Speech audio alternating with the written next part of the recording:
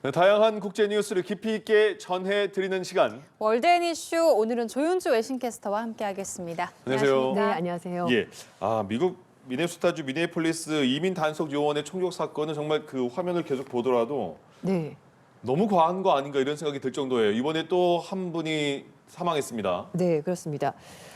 미니애폴리스에서 그 여성이 사망한 지 17일 만에 또다시 이번에 남성이 사망했는데요. 예, 20살이었고요. 37살의 백인 남성인 엘릭스 제프리 프레티가 이민세관 단속국 요원의 총격으로 사망했습니다. 지금 관련 영상이 나오고 있는데요. 예, 저 현장 사진을 주변에 있던 사람들이 찍어서 언론사에 공개를 하면서 알려지게 된 상황인데 네, 저 영상과 정부 당국의 해석이 완전히 다르게 나오면서 그렇습니다. 더 논란이 커졌습니다. 예, 지금 보시면 아시겠습니다만 그 프레티 씨를 그 연방정부 요원들이 지금 한꺼번에 몰려들어서 제압을 하고 있는 상황인데 넘어진 예. 사람이 저 사람이에요. 네, 맞습니다. 그 전에 무슨 일이 있었냐면은 한 여성이 국경 순찰대 요원으로부터 후추 스프레이를 받고 있었습니다. 네. 그래서 그걸 막아줬고 도와준 상황이었는데 그리고 나서 이 국경 순찰대 요원들이 프레티 씨에게 다가가서 한꺼번에 달려들어서 제압을 하게 된 건데 이 요원 중에 한 명이 프레티가 총을 가지고 있다라는 말을 했었고요. 예. 그러자마자 나머지 요원들이 달려들어서 제압을 하고 그 뒤에 5초 동안에 거의 10발 가까이 총성이 들렸습니다. 그러니까요. 이 모든 것들이 영상에 담겨 있는데 하지만 국토안보부는 다르게 설명을 했습니다. 네, 프레티 씨가 9mm 반자동 권총과 탄창 2개를 가지고 있었고 그리고 무장 해제를 시도하던 도중에 프레티 씨가 아주 격렬하게 항의를 해서 총을 쏠 수밖에 없었다. 예. 이렇게 해명했고요. 심지어 트럼프 대통령은 자신 SNS에 이 반자동 권총과 함께 탄창 2개 올리면서 이 사람이 총격범의 총이다라고 말하면서 예, 총을 가지고 있었다라고 주장을 했었고요. 심지어 백악관 부비서실장 그리고 국토안보부 장관은 프레티 씨가 테러범이다 이렇게까지 말했습니다. 예, 하지만 CNN 보도 등 이렇게 여러 가지 미국 언론들 보도를 보시면 아시겠습니다만 이 정부 설명과 전혀 다른 정황이 벌어졌고요. 그래서 팀 월즈 미네소타 주지사도 말도 안 되는 소리다라면서 강력히 반발하면서 예, 미국 정부 측에 그러니까 백악관 측에 연방 요원들을 미네소타에서 당장 철수시키라고 요구했다라고 밝혔습니다. 예.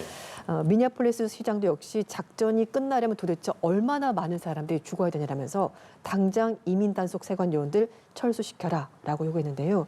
안타깝게도 그 미니애폴리스에서 17일 전에 르네 구씨라고 여성분이 사망했는데요. 네네.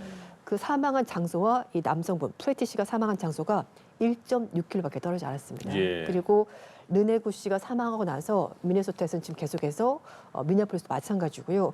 그 반정부 시위, 그러니까 이민세관 단속국 요원들을 나가라고 요구하는 시위가 벌어지고 있는데 그날도 시위가 있었습니다. 예. 그리고 지금 미국 전역이 한파가 몰아닥치고 있는데요. 전날도 영하 23도였다고 합니다. 그 한파 속에서 또 안타깝게도 미국 예. 시민권자가 사망했습니다. 그러니까 또 다른 영상을 보니까 그 네. 이번에 사망한 사람은 어쨌든 합법적으로 총을 소지할 수 맞아요. 있는 그 권한이 있는 사람이었고, 근데 총은 뭐 손에 들지도 않았고, 네. 그다음에 이민단속 요원들이 그 사람에게서 총을 빼낸 다음에 여기 총이 있다라고 말한 다음에 사살을 했다는 거예요. 그러니까 네. 총도 뺏긴 상황에서 그냥 사람을 쏴 죽인 건데 그거를 어떻게 봐야 될지 모르겠습니다. 그래서 이번 사항과 관련해서 네. 뭐 연방 정부 업무 일시 중단 이거 얼마 전에 계속 이 장기간 길어진 이 셧다운이 맞아요. 다시 일어날 가능성이 있다 이런 얘기도 나오는데요. 네, 이게 이제 하원은 통과가 됐고요. 상원에서 표결에 붙여질 예정인데 민주당에서 정부 예산안 패키지 처리할 수 없다는 분위기가 지금 확장이 되고 있습니다. 예. 이 패키지 안에 이민세관 단속국 예산이 100억 달러가 들어가 그것 때문에 있고요. 그렇군요. 그리고 이 상위 기관인 국토안보부 예산도 644억 달러가 들어가 있기 때문인데 문제는 이게 실현되기가 조금 힘들 것 같습니다. 예. 왜냐하면은 상원 전체 의석이 100석이고요. 공화당이 53석입니다. 그리고 이제 민주당이 45석, 무소속 2석 이렇게 되는 건데 네. 60표가 나와야지 통과가 되는 건데 예. 그러면 만약에 뭐 민주당이 다 찬성표를 던지고 그리고 공화당에서 적어도 13표 이상의 이탈표가 나와야 되는데 예. 그건 좀 현실적으로 어려울 것 같긴 한데 어쨌든 민주당에서 굉장히 좀 분개를 하고 있는 상황이고 네. 아까 말씀하셨습니다만 그 프레티 씨가 예. 합법적으로 총기를 가지고 있을 수 있는 허가증을 가지고 있는 사람이었고요. 네. 그리고 재향군인의 병원 간호사로 그러게요. 근무를 하고 있었다고 합니다. 네. 그리고 이제 평소에도 굉장히 좀 다른 사람 많이 도와주고 이타심이 굉장히 강한 분이었고 그래서 아마 그 시위 당시 시위대가 이제 공격을 받으니까 그걸 막아주려고 하다가 맞아요. 결국 본인이 목숨을 잃었습니다. 한 손에는 핸드폰으로 핸드폰 동영상 촬영하는 것처럼 보이는 그 맞습니다. 영상을 찍다가 이렇게 거의 무자비하게 저렇게 아무튼 동영상 요새 많이 찍으니까 주변에서 네, 그리고 상황이 잘 드러나는 것 맞습니다. 같습니다. 그래서 지금 사실 그 르네구 씨 사망하고 나서 미국 전역에서 이민세관 단속국에 이렇게 너무나 강압적인 단속에 항의하는 시위가 벌어지고 있는데요. 예. 뭐 뉴욕, 워싱턴 포함해서 곳곳에서 시위가 벌어지고 있고 이게 사실 그 이민세관 단속국이 사람들을 살해하는 그런 조직인 것처럼 그렇게 그러니까요. 비춰지면서 문제가 굉장히 많은 것 같습니다. 예. 네, 알겠습니다. 다음 주제로 넘어가 보겠습니다. 네. 아부다비에서 주말 동안 우크라이나와 러시아, 미국이 만나서 우크라이나, 러시아 정전 방안에 대해서 논의를 했습니다. 네. 러시아는 우크라이나 영토 내에 서방 군대가 주둔할 수 없다라는 입장을 확고히 좀 밝혔다고요. 네, 그렇습니다. 지금 3자 회담이 진행이 됐었고요. 이제 이 과정에서 러시아 측 입장이 전달이 됐습니다. 러시아는 일단 외국 군대가 들어오는 건 절대 용납하지 못한다. 예. 그리고 외국 군대가 들어오면은 그걸 이제 공격 대상으로 간주하고 발포할 수 있다. 이렇게 얘기를 하고 있고요. 근데 문제는 뭐 가장 큰 성과라면은 아부다비에서 미국, 러시아, 우크라이나 그러니까 3자가 다 같이 만났다는 만난다. 것이 굉장히 큰 의미가 있고 예. 그 전까지는 미국이 중간에서 러시아 측 한번 만나고 우크라이나 측 한번 만났는데 이번엔 같이 만났습니다. 그런데 유럽 측에서 얘기를 하는 것은 다국적군을 이제 가자 지역에 투입을 해서 그 평화를 유지하겠다는 것이 유럽 측의 구상인데 러시아 측은 절대 받을 수 없다는 입장이고요. 예.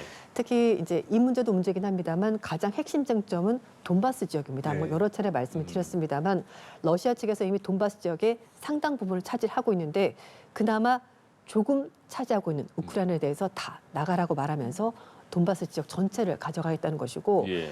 우크라이나 측에서는 그렇게 하지 말고 지금 현재 전선에서 다들 멈추고 우크라이나도 러시아도 다들 군대를 물리고 나서 거기를 비무장 지도를 일단 유지를 좀 해보자라고 얘기하는데 예. 이것도 러시아는 하지 못하겠다 합니다. 그래서 사실 입장차를 좀 확인하긴 했습니다만 3자가 만났다는 것이 의미가 있고요. 그리고 23, 24 회담은 끝났습니다만 다음 주에 다시 한 번 더 만나기로 3자가 합의를 했습니다. 그렇군요.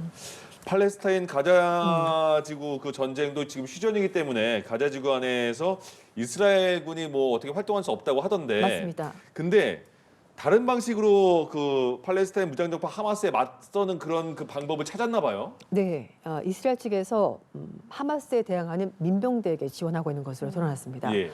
월스트리트저널이 보도한 내용이고요.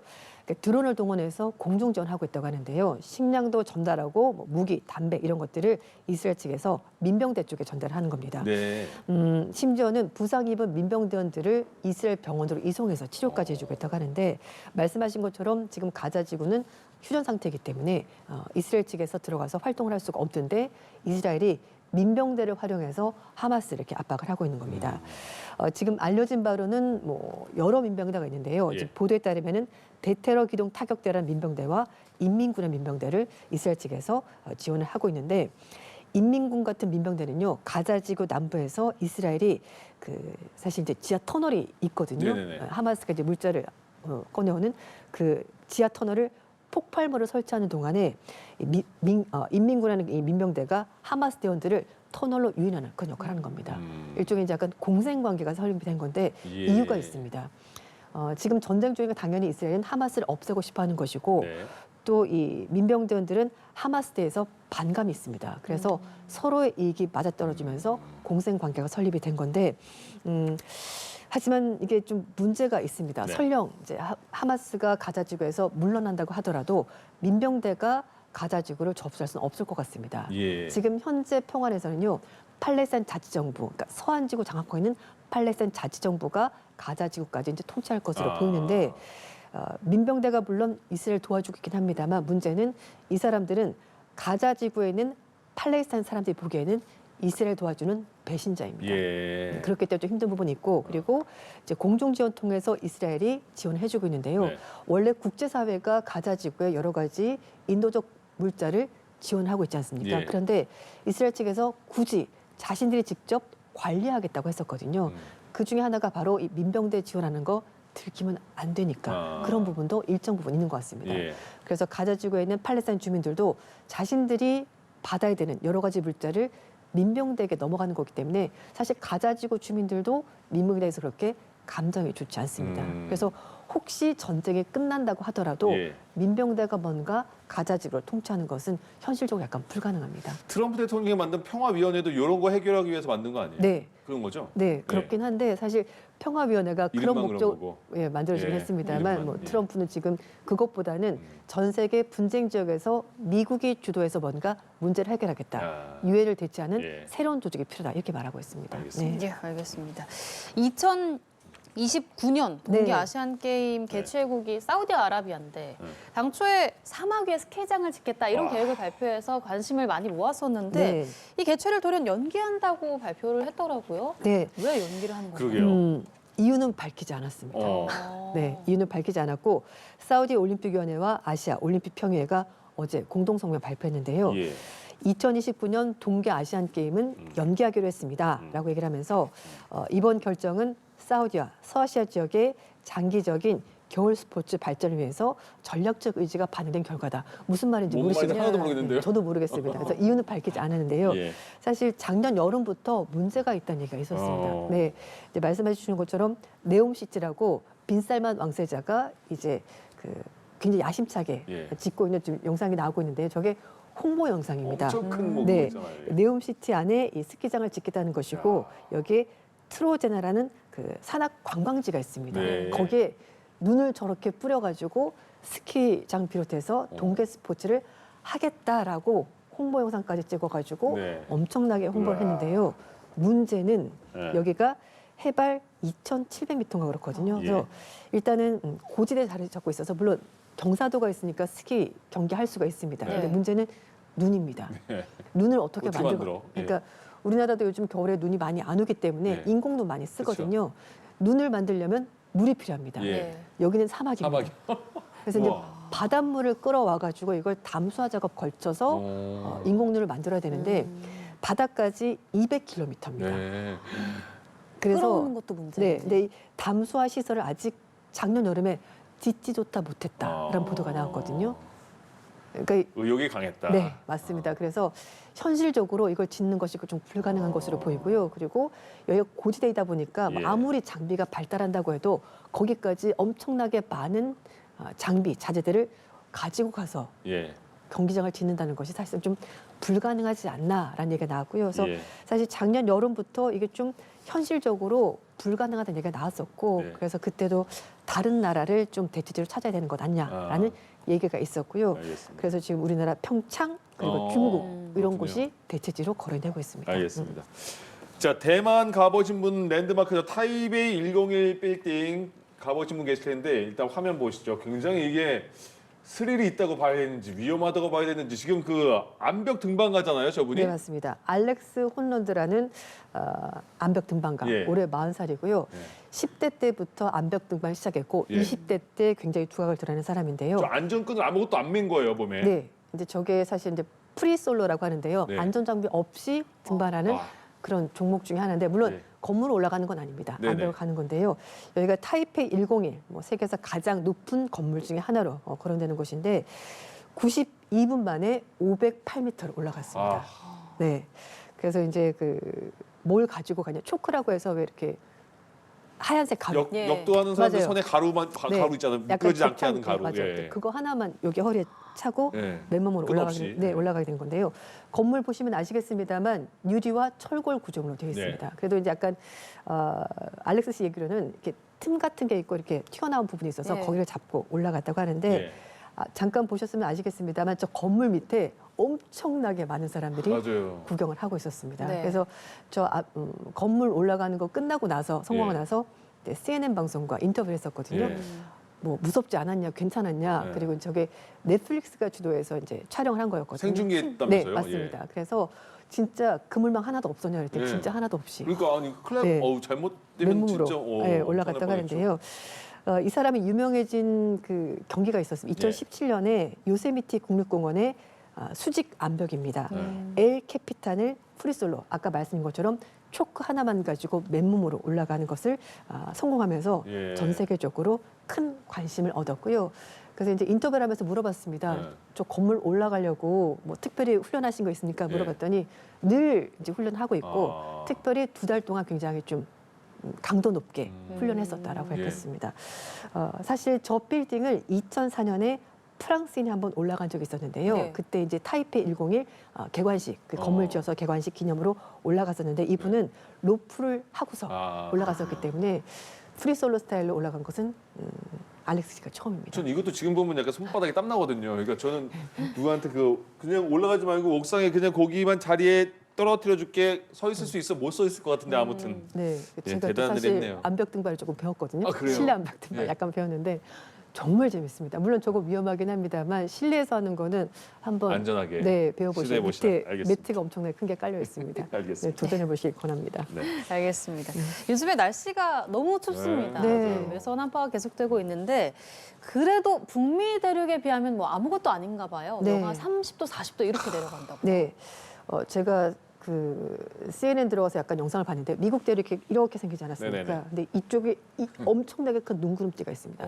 3,200km의 눈구름띠가 생기면서 지금 미국 전역이 한파, 마치 영화에서 보는 것처럼 엄청나게 뭐 얼음 눈부터 시작해서 기온이 영하 40도, 50도까지 예. 떨어지고 있는데요.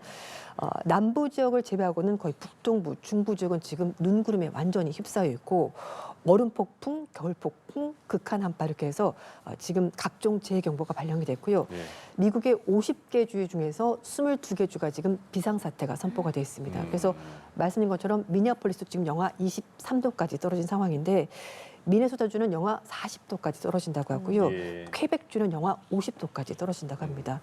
그래서 지금 뭐 항공편 다 취소가 됐고 학교들도 지금 문을 닫은 상황인데 현재 시각으로 월요일 26일도 한파가 계속 이어진다고 합니다. 네. 우리나라도 남조가락 이렇게 해서 라면 찌면 어는 거 아시죠? 네, 맞습니다. 알겠습니다. 네.